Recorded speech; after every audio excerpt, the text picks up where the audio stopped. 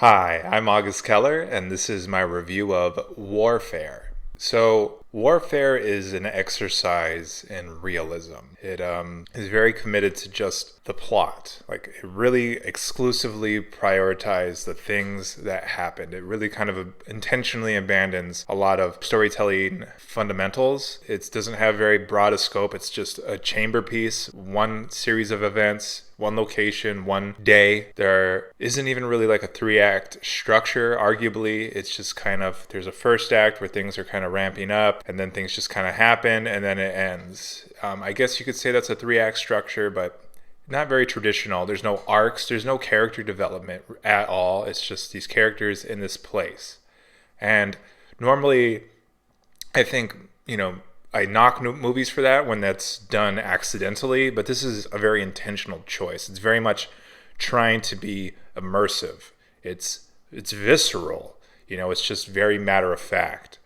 And it does invite themes of like death, mortality, trauma, things like that. And also it kind of closes with this, it kind of lingers on the aftermath and kind of seems to be hinting at this sense of futility of war. War doesn't really like solve anything. It just kind of creates chaos, and then people have to pick up the pieces afterwards.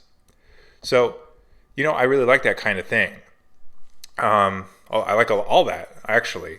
But I think a lot of people have problems with this movie because it seems to be intentionally avoiding commenting on the war that it's depicting. It's the Iraq War, and of course that war, was very controversial, and this movie really tries to just focus on sympathizing with these troops and what they're going through, and not necessarily in a pro military kind of way, but just in these humans are going through something hard, something terrible, and I think that's something that most people can agree with, but I think a lot of people have issue with the locals, the Iraqis. It doesn't pay a whole lot of attention to them. It does give them some time. It does like I said, linger on the aftermath. But their lives are destroyed, and I think a lot of people might have preferred this movie to have more of their perspective injected into the movie. I think it could have used that. So yeah, I mean, this is a very sticky topic, and this movie tries to handle it in a neutral kind of way, which might upset some people. But it's definitely not glorifying or romanticizing war, which I really appreciated. It's very tactical and accurate. There's very tense stakes. The characters aren't like turned into these Hollywood heroes. They're just people trying to get through this situation, and some of them mess up, some of them struggle to meet the situation. They're all humans, so it's very unromantic, and I appreciate that. So it's not perfect, but I think it's a very interesting storytelling approach, and I think it does say a lot of positive things. Maybe not all the positive things, and maybe there's some complicated, iffy things mixed in, but in general, I think it is trying to be positive. And I think maybe it's just me, but I did feel like it ultimately did come down as not depicting war positively. It's critiquing war, maybe faintly, but it is. Also, the acting injects a lot of raw intensity. It's very humanizing, the range of distress. There's just extreme outbursts that are very external. There's also internal, like shock and layered, buried tension. It's the whole spectrum, which was great. So yeah, I think Warfare, it's very restrained, and it's got this really restrained intimacy that I found admirable and effective. It could have strived for more, but I think it does what it's doing well. Technically, Warfare creates a very matter-of-fact atmosphere and starts to become more subjective as it goes on. The imagery starts with like very measured handhelds, a lot of natural lighting, and then it starts to apply a lot of like shallow focus and maybe more close-up framing just to make it more intimate as things get more hectic.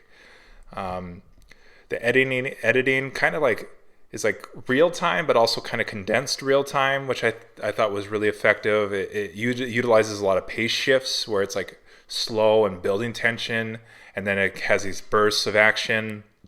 So it does a good job of maintaining constant and varied suspense throughout. You know, it's almost the whole suspenseful the whole movie, but it's not exhausting. So that's a really big feat. There's a montage at the end that I think I think could be taken the wrong way, but I don't know. I'm not sure how I feel about that montage at the end, but it is a montage, so there's skill in crafting that. The sound design is the best part of the movie. It heightens perspective. It's very literal and diegetic to start, and then it erupts into like a lot of action set pieces, and then it has a lot of subjective distortions like muffling and muting and just like intimate breathing. It shifts perspectives, you know. So that's great. And obviously the action is very intense and driven by the sound. There's a lot of off screen, so you can hear the action coming in, then the action is right in front of you. It adds a lot to the immersion for sure. Also, the music is almost non-existent, which I also think adds to the immersion and immediacy. It feels very grounded. You know, it's very immediate, real. You're there, you're in it. There's no music. It's letting the reality of the situation speak for itself. And I think the music's silence is a very powerful tool in that.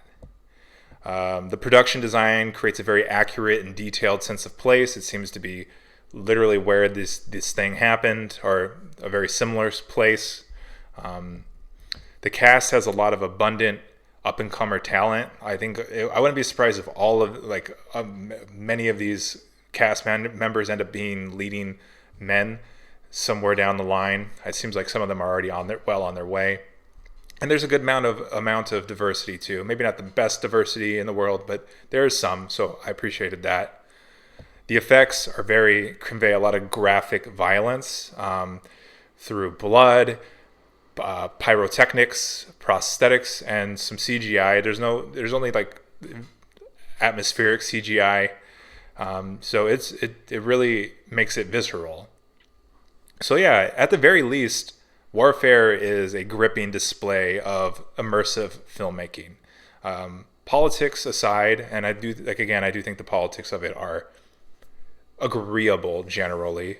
The filmmaking of it is an experience for sure. You're in it, and I think it really succeeds at what it's trying to do, which is make a realistic, visceral, immediate, grounded experience. And it does it very, very well. All the filmmaking comes together and pushes that feeling on you very well. And I was on the edge of my seat the whole movie. So yeah, I would recommend it. And, you know, I know it's a touchy subject, but I'm curious what you think. If you saw the movie or if you're curious about it, please feel free to leave a comment. Yeah, and that's all I have to say about that. So if you like what I'm doing here, please feel free to like and subscribe. I also have an Instagram linked in the description. I'd love support there or here. But at the very least, I appreciate you watching, and I'll see you next time. Okay, thanks. Bye.